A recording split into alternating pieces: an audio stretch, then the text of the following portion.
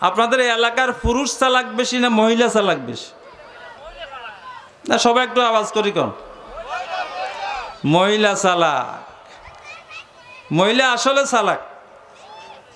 ইউদিলিল ফালা হাদিয়া লাহু ওয়া নাশহাদু আল্লা ইলাহা ইল্লাল্লাহু ওয়াহদাহু লা শারীকা লাহু فقد قال الله تعالى في كلامه المجيد والفرقان الحميد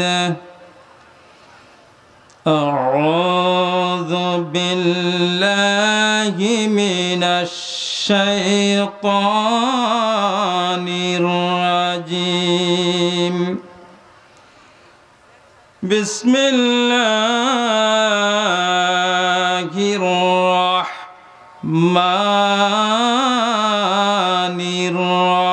الرحيم وقضى ربك ألا تعبدوا إلا إياه وبالوالدين إحسانا إما يبلغن عندك الكبر أحدهما أو كلاهما فلا تقل لهما أف ولا تنهرهما وقل لهما قولا كريما واخفض لهما جناح الذل من الرحمة وقل رب ارحمهما كما ربياني صغيرا وقال تعالى إن الله وملائكته يصلون على النبي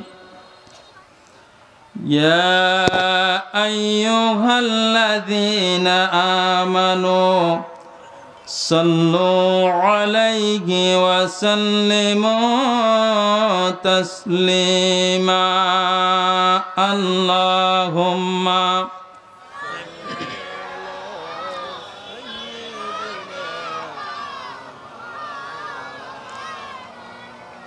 وعلى آل سيدنا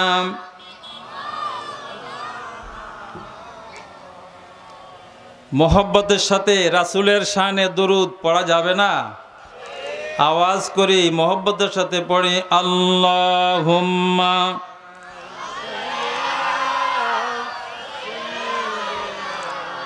মাওলানা মুহাম্মদ ওয়া আলা আলি সাইয়্যিদিনা مولانا محمد بلغ العلم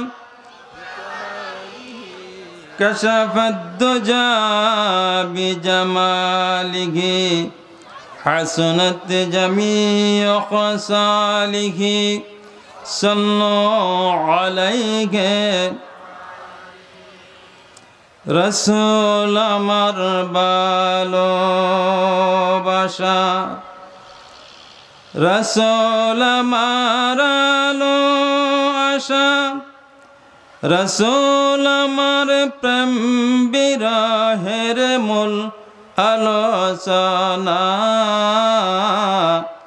রসুল আমার কাজে কর্মের অনুপ্রেরণা বালাগাল উলা বিকামালিহি কাশাফাদ দুজা বিজামালিহি হাসনাত জামিউ খাসালিহি সাল্লু আলাইহি লা ইলাহা লা ইলাহা লা ইলাহা লা ইলাহা লা ইলাহা ইল্লাল্লাহু মুহাম্মাদুর রাসূলুল্লাহ সাল্লাল্লাহু আলাইহি ওয়াসাল্লাম। আলহামদুলিল্লাহ, দুধমুখা সিরাজুল হক আদর্শ দাখিল মাদ্রাসার উদ্যোগে বার্ষিক তাফসিরুল কোরআন মাহফিল। আজকের মাহফিলের সভাপতির আসন অলঙ্কৃত করেছেন আমার শ্রদ্ধাভাজন মুরব্বী সিরাজুল হক আদর্শ মাদ্রাসার সম্মানিত সভাপতি, বিশিষ্ট সমাজসেবক, বিশিষ্ট শিক্ষা অনুরাগী জনাব চৌধুরী মোহাম্মদ মমিনুল্লাহ সাহেব। আল্লাহ আমাদের মোহতারামের হায়াত দারাজ করুক, সেহাতে কুল্লি আজলা দান করুক, আমরা বলি আমিন। মাহফিলের প্রধান মুফাসসির বাংলাদেশের দ্বীনের উর্বর ভূমি সাতক্ষীরার অধিবাসী বিশিষ্ট ইসলামী চিন্তাবিদ হযরত মাওলানা মুস্তাফা মাহবুব আলম সাহেব আমাদের মাঝে তাফসীর পেশ করেছেন। বৃহত্তর নোয়াখালীর ওলামাদের অলংকার সোনাইমুড়ি হামিদিয়া কামিল মাদ্রাসার প্রিন্সিপাল, বিশিষ্ট ইসলামী গবেষক হযরত মাওলানা সাইফুল্লাহ মনির সাহেব আমাদের মাঝে উপস্থিত আছেন। দাগনমিয়া উপজেলার আল্লাহ দ্বীনের সিফাসালার বিশিষ্ট ইসলামী চিন্তাবিদ, শিক্ষাবিদ, বাংলাদেশ জামাত ইসলামী দাগনমিয়া উপজেলার মোহতারাম আমির বন্ধুবর হযরত মাওলানা গাজী সালেউদ্দিন সাহেব উপস্থিত আছেন। আমার একান্ত প্রিয়, যার স্থান আমার কলিজায়, আমার শিক্ষকতা জীবনের গর্ব করার মতো সন্তান, বৃহত্তর নোয়াখালীর গুরুত্বপূর্ণ এলাকায় গুরুত্বপূর্ণ দায়িত্ব পালন করেছেন। লন্ডন প্রবাসী এ এলাকার কৃতি সন্তান মাওলানা আবু নাসের মোহাম্মদ মুজাহিদ, সম্মানিত উলামায়ে কেরাম, শ্রদ্ধেয় মুরব্বিয়ান ইজাম, সমবেত দিনদার ইমানদার একান্ত প্রিয় যুবক ভাইয়েরা, পর্দার আড়ালের মা এবং বোনেরা, দুধমুখা বাজারের ব্যবসায়ী ভাইয়েরা, আমাদের সাংস্কৃতিক অঙ্গনের ভাইয়েরা, আমরা মহান আল্লাহ রাব্বুল আলামিনের দরবারে শুকর গুজার হচ্ছি। সবাই মহব্বতের সাথে শুকরিয়া আদায় করছে আলহামদুলিল্লাহ। আমার সাথে বলুন ইয়া রাব্বি লাকাল হামদু কামা ইয়ামবাগি লিজালালি ওয়াজহিকা ওয়া আযীমি সুলতানিক। বলেন প্রশংসা করলাম কার? সব সময় প্রশংসা করব, মনে থাকবে। সিদ্ধান্ত নিতে হবে মুসলমানদেরকে, আল্লাহ ছাড়া আর কারো প্রশংসা করা যাবে। আমরা মাঝে মাঝে ঈমান হারা হই, নেতার প্রশংসা বিভোর হই, কোন মানুষের প্রশংসা আমরা মশগুল হই। আল্লাহ রাব্বুল আলামিন বলছেন আলহামদুলিল্লাহি রাব্বিল, সমস্ত প্রশংসা ওই আল্লাহর যিনি বিশ্ব জগতের রব, পালনকর্তা, পালনকারী। সমস্ত প্রশংসার মালিক হলেন তিনি। কেন তিনি প্রশংসার মালিক? এই পৃথিবীতে আমাদের কোনো অস্তিত্ব ছিল না, আমার কোনো নাম পরিচয় ছিল না। যে আল্লাহ রাব্বুল আলামিন সৃষ্টির সেরা মানুষ করে আমাকে পৃথিবীতে প্রেরণ করেছেন, দয়া করে মায়া করে, আমাকে শুকর বানান নাই, কুকুর বানান নাই, আবার আমাকে ইহুদির জাতির ভিতরে পাঠান নাই, খ্রিস্টান করে পাঠান নাই, আমাকে হিন্দু বৌদ্ধ উপজাতি করে পাঠান নাই, আমাকে সৃষ্টির সেরা এবং মুসলমান করে যে আল্লাহ পৃথিবীতে প্রেরণ করেছেন, প্রশংসা করব শুধু কার? আল্লাহ নিজেই বলছে তোমরা শ্রেষ্ঠ জাত। এই শ্রেষ্ঠ জাতের ঘোষণা স্বয়ং আল্লাহ আমাদেরকে দিছে, সুবহানাল্লাহ বলেন।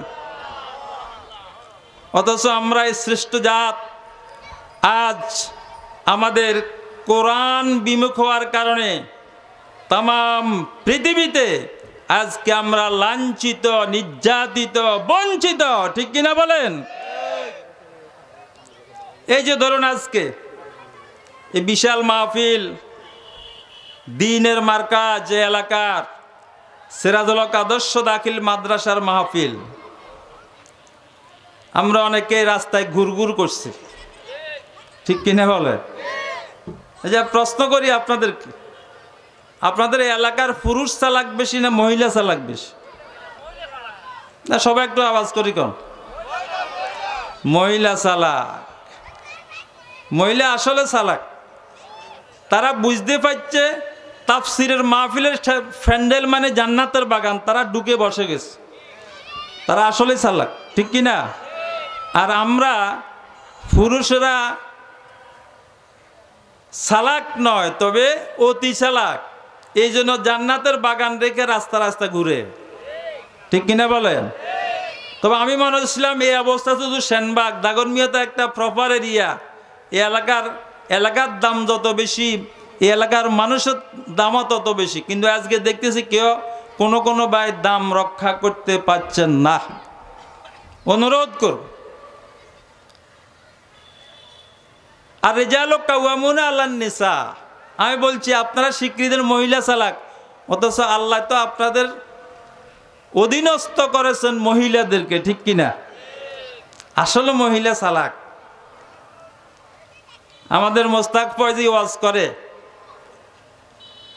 কয় এলাকার বউ, সে বলে যে এই এলাকা আমি এবং আমার শাশুড়ি বুজুর্গ। কি বুজুর্গ? আমি আর শাশুড়ি যা কই তা বাস্তবায়ন হয়ে যায়, যা বলি তা বাস্তবায়ন হয়। কি আশ্চর্য, কেমনে তোমরা এত বুজুর্গ হইলা, যা বলো তা হয়ে যায়? কয় এরকম দিয়ে একটা উদাহরণ দাও। কয় আর আপনি কি বলেন, এই যে আমাদের দক্ষিণ বাড়ির অমুকের বউ গর্ভবতী, এখন আমার শাশুড়ি বলছে ছেলে হবে, আমি বলছি মেয়ে হবে। আল্লাহর হুকুমে এবারে ওই মেয়ের ছেলে হয়েছে, আর শাশুড়ির কথা লাগে গেছে। চালাক, মহিলারা এরকম চালাক, ঠিক কিনা? আপনারা এরকমও চালাকি জানেন না। অনুরোধ করব আমরা যারা আছি সবাই মাহফিলে চলে আস, সময় কম, এই জন্য সরাসরি কোরআনের যে অংশ তেলাওয়াত করেছে আপনাদের সবার পরিচিত, এই অংশে আমরা ঢুকে যাই। পবিত্র রজব মাসের সর্বশেষ অবস্থায় আছি আমরা। রজব মাস একটা গুরুত্বপূর্ণ মাস। এই মাসে আল্লাহ রাব্বুল আলামিন আল্লাহ রাসূলকে আল্লাহর দিদারের জন্য দাওয়াত দিয়েছেন। সুবহানাল্লাহ বলেন। আমি ওইদিকে লম্বা কথা বলবো না। আল্লাহ রাসূল মেরাজ থেকে আসার সময় আমাদের জন্য কি নিয়ে আসছেন? নামাজ। আর কি নিয়ে আসছেন? রোজা। এই নামাজ এবং রোজার কারণে অনেকের মনে কষ্ট আছে না নাই? কথা বলেন, মনে কষ্ট আছে না নাই? মনে কষ্ট এই জন্য মসজিদে নামাজে যায় না। আবার রমজান মাস আসতেছে 1 মাস পরে, অনেকের এখন থেকে মনে ব্যথা কষ্ট শুরু হওয়ার সম্ভাবনা আছে না নাই? আল্লাহ সবাইকে বুঝার তৌফিক দান করো। এরপরে আল্লাহ রাব্বুল আলামিন আল্লাহ রাসূল মেরাজ থেকে আসার পরে মক্কা থেকে মদিনায় হিজরত করবেন। হিজরত করার পরে আল্লাহ রাসূল মদিনা ইসলামী রাষ্ট্র কায়েম করবেন। ওই রাষ্ট্রের প্রেসিডেন্ট হবেন আমার রাসূল। ঠিক কিনা বলেন? মদিনা ইসলামী রাষ্ট্র কায়েম হয়েছে না হয় নাই? মুসলমানরা অনেকে জানে না, ইতিহাসগুলো পড়ে না। মদিনা ইসলামী রাষ্ট্র হয়েছে না হয় নাই? তো মদিনা ইসলামী রাষ্ট্রের প্রেসিডেন্ট কে ছিলেন? জোরে বলেন। জনাব মুহাম্মদুর রাসূলুল্লাহ সাল্লাল্লাহু আলাইহি ওয়াসাল্লাম মদিনা রাষ্ট্রের প্রেসিডেন্ট ছিলেন। সুবহানাল্লাহ বলেন। আচ্ছা, আপনাদের কাছে প্রশ্ন করি, একটা রাষ্ট্রের প্রেসিডেন্ট হইতে হইলে রাজনীতি করা লাগেনি? কথা বলে না? আরো জোরে বলেন। চেয়ারম্যান, মেম্বার, উপজেলা চেয়ারম্যান, এরপরে সংসদ সদস্য, মন্ত্রী, মিনিস্টার, প্রধানমন্ত্রী, প্রেসিডেন্ট, এগুলা কিসের মাধ্যমে হয়? রাজনৈতিক বিধানের মাধ্যমে। ঠিক কিনা বলেন? সুতরাং এখন যারা বলেন ইসলামের সাথে রাজনীতির সম্পর্ক নাই, আমরা মনে করি বেড়া, ইসলামের সাথে রাজনীতির সম্পর্ক আছে, তোমার সাথে ইসলামের সম্পর্ক নাই। ঠিক কিনা বলেন? এখন এই সমস্ত লোকগুলো সস্তা কথা বলে এই দেশের ধর্মপ্রাণ মুসলমানদেরকে বিভ্রান্তি করার ফায়দারা করছে। ঠিক কিনা বলেন? তবে বর্তমান বাংলাদেশের মুসলমান তোমাদের এই সমস্ত সস্তা কথায় বিভ্রান্তি হবে না, হবে না, হবে না। ঠিক কিনা? ঠিক কিনা? আল্লাহ রাসূল মদিনা রাষ্ট্রের প্রেসিডেন্ট হবেন। ওই রাষ্ট্রের রাষ্ট্র পরিচালনা করার জন্য কি মূলনীতি হবেন? আল্লাহ রাব্বুল আলামিন আল্লাহ রাসূলকে মেরাজ থেকে শিক্ষা দিয়ে দিলেন, হে রাসূল, আপনি যখন মদিনা রাষ্ট্রের প্রেসিডেন্ট হবেন, এই 14টা মূলনীতি সংবিধান, এই 14টা বিধান দিয়া দিলাম। এই 14 বিধান দিয়ে আপনি মদিনার ইসলামী রাষ্ট্র পরিচালনা করবেন। কয়টা? 14টা মূলনীতি দিয়েছেন। সূরা বনী ইসরাঈলের 23 নম্বর আয়াত থেকে প্রায় 2টা রুকু এই 14টা মূলনীতি।